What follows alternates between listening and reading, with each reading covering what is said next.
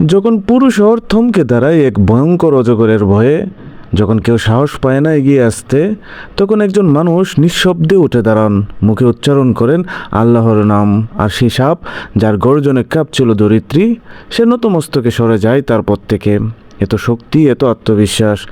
তিনি কেবল একজন মানুষ ছিলেন না, তিনি ছিলেন জ্ঞান, তাকওয়া আর কারামতের এক উজ্জ্বল আলোকস্তম্ভ, যার নাম হজরত ইমাম জাফর সাদিক রহমতুল্লাহি আলাইহি।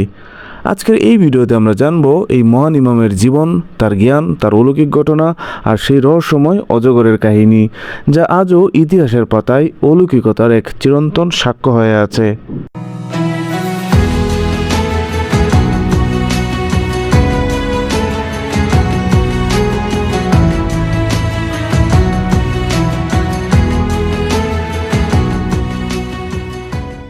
হজরত ইমাম জাফর সাদিক রহমতুল্লাহি আলাইহি ছিলেন নবী করিম সাল্লাল্লাহু আলাইহি ওয়াসাল্লামের বংশধর।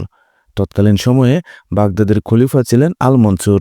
তিনি হজরত ইমাম জাফর সাদিক রহমতুল্লাহি আলাইহি এর বিরাট ব্যক্তিত্ব এবং তার প্রতি জনগণের অগাধ শ্রদ্ধা ও ভক্তি ভালোবাসা দেখে নিজের রাজত্ব সম্পর্কে ভীত ও শঙ্কিত হয়ে পড়লেন। তাই তিনি এক রাতে নিজের উজিরকে ডেকে বললেন, হে উজির, জাফর সাদিককে আমার সামনে উপস্থিত করো এবং আমি তাকে হত্যা করব। তখন উজির বিনয় সহকারে বললেন, হে খলিফা, ইমাম জাফর সাদিক রহমতুল্লাহ আলাইহি একজন নিরীহ মানুষ, নির্জনে বসে মহান আল্লাহ তাআলার ইবাদত করেন। সংসারের সঙ্গে তার কোনো সম্পর্কই নেই। তিনি সমস্ত কিছুর সঙ্গে তার সম্পর্ক ছিন্ন করেছেন। এমন ব্যক্তির প্রতি আপনি কেন এত রাগান্বিত হয়েছেন এবং তাকে কেন হত্যা করতে চান? আমি তো তার দ্বারা আপনার কোনো ক্ষতির আশঙ্কা দেখছি না। তাকে হত্যা করে আপনার কী বা লাভ হবে? উজিরের এই কথা বাদশার মনোভাবের বিন্দুমাত্র পরিবর্তন হলো না, বরং তিনি উজিরের প্রতি ভীষণ রকম রাগান্বিত হয়ে বললেন, হে উজির, আমি আপনার এই সমস্ত নীতিকথা একদমই শুনতে চাই না। তাকে আমার দরবারে হাজির করতেই হবে। তাকে হত্যা না করে আমি শান্ত হব না। উজির অনেকবার অনুরোধ করে বলছেন, কিন্তু বাদশার মনোভাবের কোনো রকম পরিবর্তন তিনি করতে পারলেন না। অতঃপর উজির একদম নিরুপায় হয়ে হজরত জাফর সাদিক রহমতুল্লাহ আলাইহিকে ডেকে আনার জন্য গমন করলেন। আর এদিকে খলিফা তার সৈন্যদেরকে বলে রাখলেন, হে সৈন্যরা, ইমাম জাফর সাদিক আমার দরবারে হাজির হওয়া মাত্রই আমি আমার মাথার মুকুট নামিয়ে ফেলব এবং তোমরা এই সংকেত পাওয়া মাত্রই তাকে হত্যা করে ফেলবে।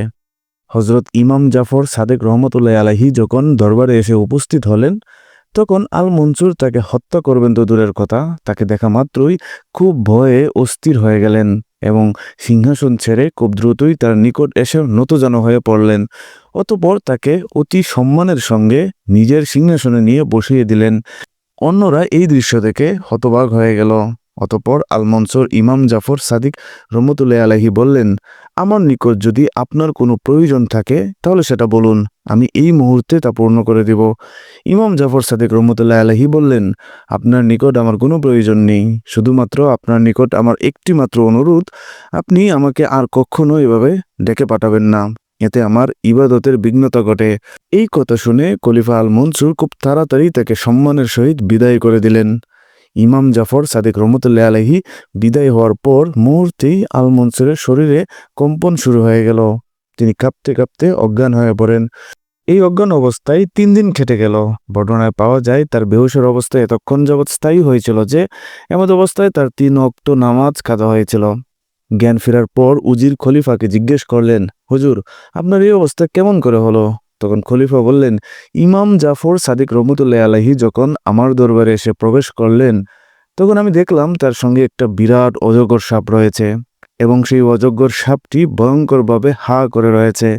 অতঃপর অজগরটি তার ভাষায় আমাকে বলল, হে আল মনসুর, তুমি যদি ইমাম জাফর সাদিক রহমতুল্লাহ আলাইহির কোনো ক্ষতি করার চেষ্টা করো অথবা তাকে কোনো রকম কষ্ট দাও, তবে আমি তোমাকে এক্ষুনি এই সিংহাসন সহ গিলে ফেলব। অজগরের বয়ে আমি এমনভাবেই জ্ঞান হারিয়ে ফেললাম।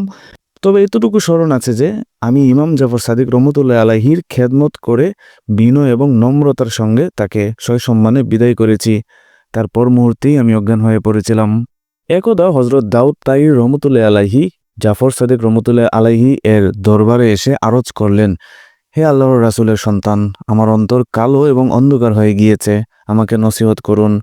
ইমাম জাফর সাদেক রহমতুল্লাহ আলাইহি বললেন, হে আবু সুলেমান, আপনি নিজেই এই যুগের একজন শ্রেষ্ঠতম ওলি, আমার নসিহতের আপনার কোনো প্রয়োজন নেই। তখন ইমাম দাউদ তাইরি রহমতুল্লাহ আলাইহি বললেন, হে পয়গম্বরের সন্তান, এই যুগের সমস্ত আউলিয়া কেরামের চেয়ে আপনার মর্যাদা অনেক উপরে। মহান আল্লাহ তাআলা আপনাকে অধিক পরিমাণ জ্ঞান দান করেছেন। আপনি নবী করিম সাল্লাল্লাহু আলাইহি ওয়াসাল্লামের সুযোগ্য বংশধর। অন্যান্য সকলকে নসিহত করা আপনার উপর ওয়াজিব। তখন ইমাম জাফর সাদেক রহমতুল্লাহ আলাইহি বললেন, হে আবু সুলেমান, আমি আপনাকে কি উপদেশ দেব? আমি তো নিজেই ভয়ে অস্থির হয়ে রয়েছি। প্রিয় নবী হযরত মুহাম্মদ সাল্লাল্লাহু আলাইহি ওয়াসাল্লাম আমাকে যখন কিয়ামতের দিন জিজ্ঞেস করবেন যে তুমি আমার অনুগত্য এবং আদেশ পালনের সম্পূর্ণ হক আদায় কেন করলে না, যেখানে মহান আল্লাহ তাআলার দরবারে মান মর্যাদা ও সফলতা লাভ করার একমাত্র বিধি হলো নেক আমল। নেক আমল ছাড়া সেখানে আর কোনো কিছুরই মূল্য নেই। প্রিয় নবী হযরত মুহাম্মদ সাল্লাল্লাহু আলাইহি ওয়াসাল্লাম যদি আমাকে এই প্রশ্ন করেন, তবে আমি কি উত্তর দেব? আমি সেই ভয়ে অস্থির হয়ে রয়েছি। এ কথা শোনা মাত্র হযরত দাউদ তাই রহমতুল্লাহ আলাইহি কান্না করতে করতে অস্থির হয়ে পড়লেন এবং বিলাপ করে বলতে লাগলেন, মহান আল্লাহ তাআলার পয়গম্বরের রক্তের মিশ্রণে যার দেহ গঠিত, তিনি যখন নিজের আমলের উপর নির্ভর করতে পারছেন না, হাসরের ময়দানের জন্য তিনি এতটা ভীত এবং এতটা চিন্তিত আছে, তাহলে আমার পরিণতি কি হবে? অপর একটি ঘটনা, একদিন হযরত জাফর সাদেক রহমতুল্লাহ আলাইহি তার গোলামদের সঙ্গে বসে আলাপ করছিলেন। হঠাৎ তিনি তার গোলামদেরকে লক্ষ্য করে বললেন, আসুন আমরা সকলে মিলে পরস্পরে এই প্রতিজ্ঞায় আবদ্ধ হই যে কিয়ামতের দিন আমাদের মধ্য থেকে যে ব্যক্তি হিসাব নিকাশে সকলের মধ্যে আগে মুক্তি লাভ করবে, সে আমাদের অবশিষ্ট সকলের মাগফিরাতের জন্য মহান আল্লাহ তাআলার দরবারে সুপারিশ করবেন। হযরত ইমাম জাফর সাদেক রহমতুল্লাহি আলাইহি এর এই কথা শুনে তারা সবাই একসঙ্গে বলে উঠল, হে আল্লাহর রাসূল সাল্লাল্লাহু আলাইহি ওয়াসাল্লামের বংশধর, আমাদের এই সুপারিশে আপনার কি লাভ হবে? আপনি তো নিজেই নবী করিম সাল্লাল্লাহু আলাইহি ওয়াসাল্লামের বংশধর এবং নবী করিম সাল্লাল্লাহু আলাইহি ওয়াসাল্লাম তো সমস্ত মানুষের জন্য সুপারিশ করবেন। তখন ইমাম জাফর সাদেক রহমতুল্লাহ আলাইহি বললেন, আমি আমার এই ত্রুটিপূর্ণ সামান্য নগণ্য আমল নিয়ে প্রিয় নবী হযরত মুহাম্মদ সাল্লাল্লাহু আলাইহি ওয়াসাল্লামের সেই নূরানী চেহারার প্রতি তাকাতে লজ্জাবোধ করি এবং যথেষ্ট ভয় পাই। আর এই জন্যই আমি নিজের আমলের উপর নির্ভর না করে আপনাদের নিকট সুপারিশের আবেদন করছি। একদিন হযরত ইমাম জাফর সাদেক রহমতুল্লাহ আলাইহি মূল্যবান এবং জমকালো পোশাক পরিধান করছিলেন।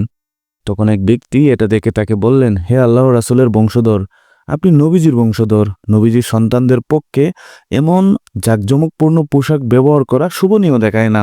এটা শুনে ইমাম জাফর সাদেক রহমতুল্লাহ আলাইহি ওই লোকটির হাত ধরে তার শরীরের ভিতরে ঢুকিয়ে নিচের পরিবিদ্ধ পোশাকের উপর ঘষে দিলেন। তখন সে লোকটি অনুভব করল যে ভিতরের পোশাক খুবই মোটা এবং কসকসে, এমনকি সেই কাপড়ের গোসায় তার হাত জ্বলতে শুরু করল। অতঃপর ইমাম জাফর সাদেক রহমতুল্লাহ আলাইহি বললেন, আমার কাছে দুই পরস্ত জামা কাপড় রয়েছে। এক পরস্ত খুবই মোটা এবং কসকসে, যা পরিধান করে আমি মহান আল্লাহ তাআলার দরবারে দাঁড়িয়ে নামাজ পড়ি। আরেক পরস্ত জামা কাপড় রয়েছে যা লোক সমাজে চলাফেরা করার জন্য, যা কিছুটা জাঁকজমকপূর্ণ। একদিন হযরত জাফর সাদেক রহমতুল্লাহ আলাইহি ইমামে আজম হযরত আবু হানিফা রহমতুল্লাহ আলাইহিকে জিজ্ঞেস করলেন, আচ্ছা বলুন তো, প্রকৃতপক্ষে জ্ঞানী ব্যক্তিকে? ইমাম আবু হানিফা রহমতুল্লাহ আলাইহি বললেন, প্রকৃত জ্ঞানী সেই ব্যক্তি ভালো ও মন্দের পার্থক্য করতে পারে। এবং জাফর সাদেক রহমতুল্লাহ আলাইহি বললেন, এটা তো চতুষ্পদ জন্তুরাও করতে পারে, কারণ কে তাকে মারে এবং কে তাকে আদর করে সেটা সে খুব ভালো করেই জানে। তখন ইমাম আবু হানিফা রহমতুল্লাহ আলাইহি বললেন, ঠিক আছে, তাহলে আপনিই বলুন আপনার মতে সত্যিকারের জ্ঞানী ব্যক্তিকে? তখন ইমাম জাফর সাদেক রহমতুল্লাহ আলাইহি বললেন, আমার মতে সেই ব্যক্তি প্রকৃত জ্ঞানী ব্যক্তি যে ব্যক্তি দুটি ভালো এবং দুটি মন্দ তুলনা করতে পারে এবং সে দুটি ভালো কাজ ও বস্তুর মধ্যে অপেক্ষাকৃত উত্তমকে অবলম্বন করে এবং দুটি মন্দের মধ্যে অপেক্ষাকৃত কম মন্দটিকে সে বেছে নেয় এবং অতঃপর সেটাও সে বর্জন করে। একবার এক ব্যক্তির 1000 স্বর্ণমুদ্রা থলে হারিয়ে যায়। সে ব্যক্তি হযরত ইমাম জাফর সাদেক রহমতুল্লাহ আলাইহিকে চিনতে না পেরে সন্দেহজনকভাবে তাকে ধরে ফেলল এবং বলল, তুমি আমার টাকার থলে কেন চুরি করেছ? তুমি একজন চোর। তখন হযরত ইমাম জাফর সাদেক রহমতুল্লাহ আলাইহি বললেন, তোমার থলিতে কত টাকা ছিল? সে ব্যক্তি বলল, আমার থলিতে 1000 স্বর্ণমুদ্রা ছিল। অতঃপর হযরত ইমাম জাফর সাদেক রহমতুল্লাহ আলাইহি সে ব্যক্তিকে বললেন, আচ্ছা তুমি আসো আমার সঙ্গে, আমার বাড়ি যাব। অতঃপর হযরত ইমাম জাফর সাদেক রহমতুল্লাহ আলাইহি সে ব্যক্তিকে নিয়ে তাদের বাড়িতে আসেন এবং তাকে 1000 স্বর্ণমুদ্রা দিয়ে বিদায় করলেন। অতঃপর ওই ব্যক্তিটি পথে তার হারিয়ে যাওয়া সেই স্বর্ণের থলেটাও পেয়ে গেল। তখন সে জাফর সাদেক রহমতুল্লাহ আলাইহির নিকট সে মুদ্রা ফেরত দেওয়ার উদ্দেশ্যে তার নিকটে এসে বলল, আমি ভুলক্রমে আপনাকে আমার টাকার জন্য দায়ী করেছিলাম, আপনি আমাকে ক্ষমা করুন এবং আপনার এই স্বর্ণ মুদ্রা গ্রহণ করুন। তখন ইমাম জাফর সাদেক রহমতুল্লাহ আলাইহি বললেন, দান করে ফেরত নেওয়ার অভ্যাস আমার নেই, আমি তোমাকে যা দিয়েছি তা আর গ্রহণ করব না। অতঃপর লোকটি তার দরবার থেকে অন্য একজন লোককে জিজ্ঞেস করলো, তিনি আসলে কে বলুন তো? তখন সেই লোকটি বলল, তিনি হচ্ছেন ইমাম জাফর সাদেক রহমতুল্লাহ আলাইহি। ইমাম জাফর সাদেক রহমতুল্লাহ আলাইহি এর সঙ্গে এই রকম খারাপ ব্যবহার করেছেন বুঝতে পেরে লোকটি লজ্জায় ও মনের দুঃখে সেখানে দাঁড়িয়ে অনেকক্ষণ কান্নাকাটি করল। অতঃপর সে তার গন্তব্যের উদ্দেশ্যে রওনা হলো। একদিন ইমাম জাফর সাদেক রহমতুল্লাহ আলাইহি একাকী কোনো এক পথ দিয়ে হেঁটে যাচ্ছিলেন এবং মনে মনে আল্লাহু আকবার জিকির করছিলেন। সেই সময় আরও এক দরবেশ তার পেছন পেছনে আল্লাহু আকবার বলতে বলতে পথ অতিক্রম করছিলেন। ইতিমধ্যে হজরত জাফর সাদেক রহমতুল্লাহ আলাইহি মনে মনে মহান আল্লাহর নিকট প্রার্থনা করলেন যে, হে মহান আল্লাহ তাআলা, আমার জামা নেই, হে মহান আল্লাহ তাআলা, আমার জুব্বা নেই। তার প্রার্থনা শেষ হওয়ার সঙ্গে সঙ্গেই উৎকৃষ্ট মানের জামা কাপড় গাইবি থেকে এসে তার সামনে উপস্থিত হলো। হজরত জাফর সাদেক রহমতুল্লাহ আলাইহি সেটাকে পরিধান করলেন। এটা দেখে পিছনে সেই দরবেশ লোকটি তার সামনে এসে বললেন, হে নবী করিম সাল্লাল্লাহু আলাইহি ওয়াসাল্লামের বংশধর, জিকির করাতে তো আমিও আপনার সঙ্গে শরীক ছিলাম, এখন আপনি আমাকে আপনার পুরাতন কাপড়গুলো দান করুন।